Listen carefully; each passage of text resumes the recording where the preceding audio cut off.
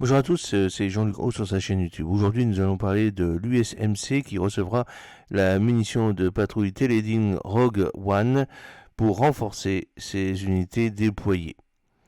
Alors, le corps des Marines des États-Unis prévoit d'étendre les capacités de combat des unités de fusiliers grâce au développement et à l'adoption de munitions légères. Plusieurs produits similaires sont actuellement en cours de développement et le premier d'entre eux est prêt à être testé. Teledyne FLIR Défense propose un drone appelé Rogue One qui est actuellement testé par le corps des Marines pour permettre une comparaison avec ses principaux concurrents. Alors, le corps des Marines des États-Unis s'intéresse depuis un certain temps aux munitions à effet de vagabondage, le LOA, et évalue les échantillons et les propositions disponibles sur le marché. De plus, il n'y a pas longtemps, ils ont décidé de lancer leur propre programme de développement pour ce type d'armes. À la suite de ce programme, ils visent à acquérir une gamme de véhicules blindés avec différentes caractéristiques et capacités pour équiper les unités de fusiliers. En septembre 2023, le programme OPFL, Organic Precision Fires Light, a été lancé. Son objectif est de développer un drone compact et léger, adapté à la production de masse et à l'utilisation dans les combats modernes.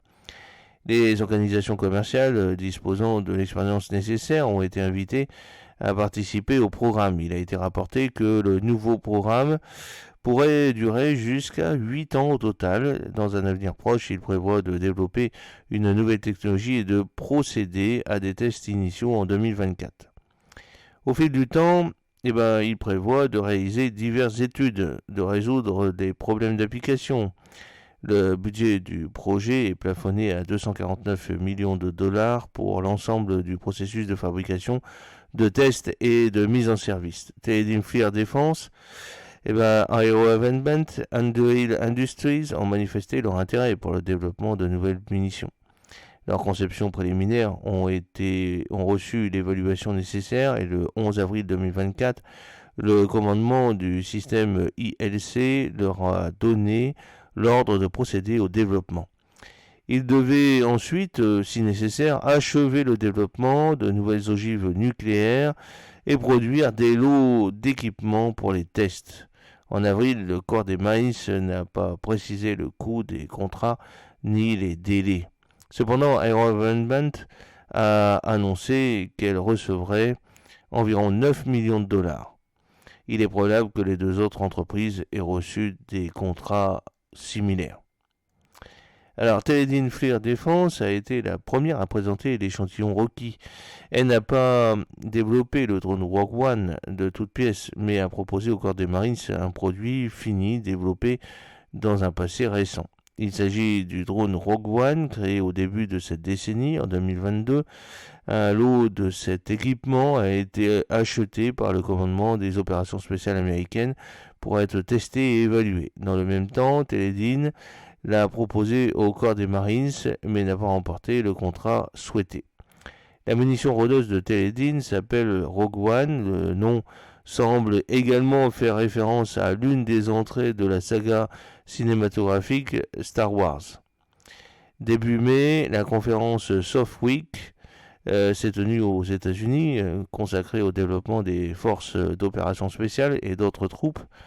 Et au cours de cet événement, Teledyne FLIR Défense a présenté pour la première fois le Rogue One dans le cadre du programme OPFL et a révélé les détails du contrat avec les corps des Marines. Comme prévu, Teledyne a attribué une note élevée à son produit. Les représentants de l'entreprise affirment que le Rogue One répond pleinement aux exigences tactiques et techniques du client et qu'il présente un potentiel de combat élevé. Pour étayer cela, les spécifications techniques sont prévues, fournies et plusieurs caractéristiques de conception importantes sont mentionnées. Grâce à sa petite taille, le drone peut être utilisé par des opérateurs à pied. Il peut également être déployé sur toutes les plateformes de véhicules de transport. À l'aide d'unités de combat interchangeables, il peut attaquer et détruire du personnel, diverses structures et véhicules blindés. Il est également doté du fusible unique en son genre avec le déclenchement mécanique qui empêchera la perte du drone en cas d'annulation d'une frappe ou dans d'autres circonstances permettant ainsi de réutiliser la munition. Alors le drone munition de patrouille Rogue One est construit selon la conception d'un quadricoptère. En même temps, son architecture, sa disposition et son équipement embarqué reflètent des caractéristiques associées à un ensemble spécifique de tâches.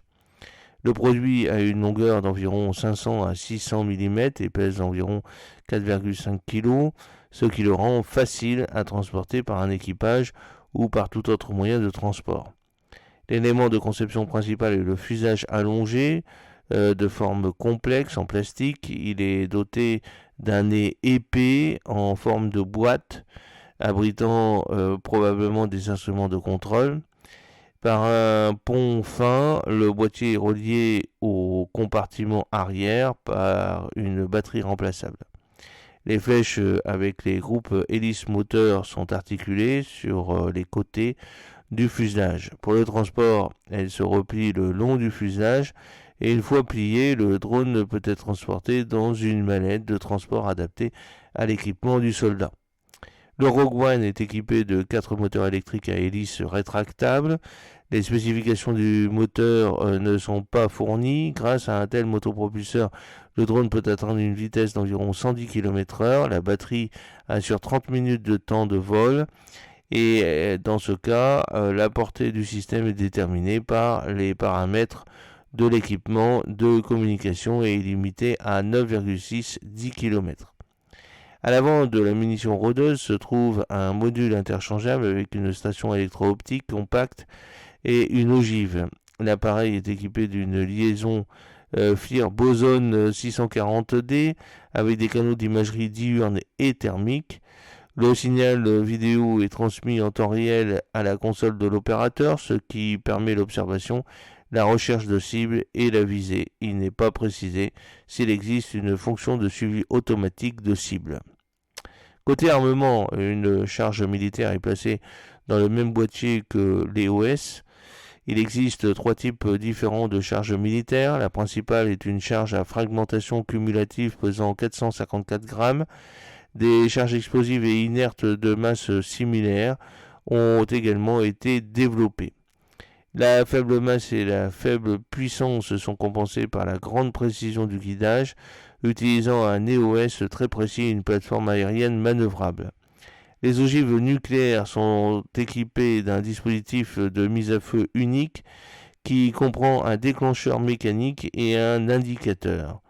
Le dispositif de mise à feu est contrôlé manuellement à l'aide d'un gros interrupteur visible. On prétend qu'un tel équipement de mise à feu nucléaire permet théoriquement de récupérer et de réutiliser une ogive larguée. Les développeurs pensent que cette fonctionnalité simplifiera et réduira le coût de la formation des opérateurs tout en optimisant l'utilisation des drones de combat.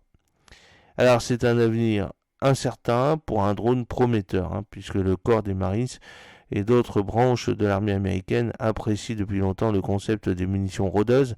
Ils recherchent désormais les meilleurs exemplaires de cette classe pour les futurs achats et les déploiements à grande échelle dans les forces armées. À cette fin, les Marines ont lancé l'année dernière le programme OPFL qui devrait accroître les capacités de feu des unités de ligne à moyen terme.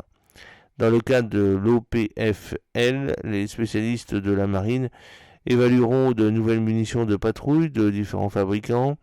Un participant au programme est déjà connu et au moins 2 autres devraient bientôt rejoindre le programme. Des tests auraient lieu cette année, après quoi les premières conclusions sont fixées. On ne sait pas encore lequel des drones présentés sera sélectionné pour le service. Les perspectives du produit Rogue One de Teledyne FLIR Défense sont également encore incertaines. Ce drone est impliqué dans 2 programmes du Pentagone, mais n'a pas encore dépassé le stade de test. Il est probable que d'ici 2025, de plus amples informations seront révélées sur ma chaîne lorsque le contrat officiel sera rendu public. J'espère que cette petite vidéo vous a plu. N'oubliez pas de cliquer sur le pouce pour la promouvoir, de vous abonner si ce n'est pas encore fait et de partager cette vidéo sur vos réseaux sociaux. A très bientôt, fidèlement, Jean-Luc O.